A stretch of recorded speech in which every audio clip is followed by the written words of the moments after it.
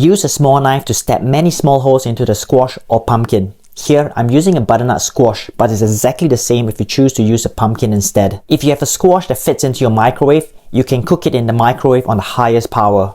Allow for about 13 to 15 minutes per kilogram or 6 to 7 minutes per pound. Alternatively, you can bake it in an oven preheated to 180 degrees Celsius or 355 degrees Fahrenheit for between 45 minutes to an hour, but do allow for even more time if your squash or pumpkins are larger. The squashes are ready when your fork easily pierces through the interior. Immediately cut the squashes into quarters and lay them flesh side up to allow steam and moisture to escape as they cool. Once the squashes have cooled and most of the steam has escaped, use a spoon to scoop out the seeds and set that aside as they will go into the trash. Then scoop out all the flesh into a container and discard the skin. Set up the fruit processor with the all-purpose metal blade and puree the squash. Then rest a strainer over a bowl and line it with cheesecloth. Transfer all the squash puree into the strainer and fold the cheesecloth over the puree to cover it.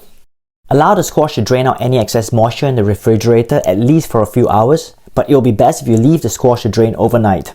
After all the excess moisture has drained, transfer the puree back into the food processor set with the all-purpose metal blade. Start with 150 grams of flour and give the processor a few quick pulses. If the dough is too wet, add a bit more flour and give it a few more pulses. Continue adding flour until a moist dough starts to form.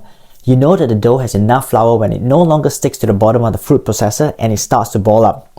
Once it balls up, immediately stop mixing it to avoid overworking the dough as too much gluten will develop if that happens. Remove the dough onto a floured work surface and sieve some flour over the top of the dough. Fold and press the dough a few times before setting it to the side while you clean your work surface. Then cover the dough with a damp cloth and let it rest for about 30 minutes. After the dough has rested, remove the cloth and cut the dough into 4 quarters with a bench scraper. Begin to roll out one dough segment at a time into a cylindrical shape. Depending on how big or small you like your gnocchi, you can roll out the dough to between 1 to 2 centimeters in diameter. Then using a bench scraper or a small knife, cut the dough into gnocchi-sized pieces. Your gnocchi is basically ready at this stage, but you can take it a step further by shaping it. For the classic shape, use your thumb and press it against the tines of a fork. Give it one press to flatten slightly, and then roll it in a downward rolling motion to shape it.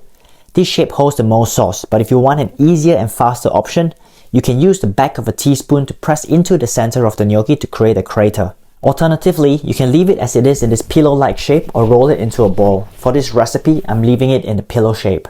Then rinse and repeat for the other 3 quarters of dough. Once you have rolled, cut and shaped all your gnocchi, you can store them for later use by placing them on a floured tray and sifting more flour over the top to prevent them from sticking together. Store them in the refrigerator if using within a reasonable time or in the freezer if storing for longer periods. If you're cooking immediately, heat some olive oil over medium heat in a skillet and add the gnocchi gently. When the gnocchi starts to brown slightly, turn them over to allow the other side to brown.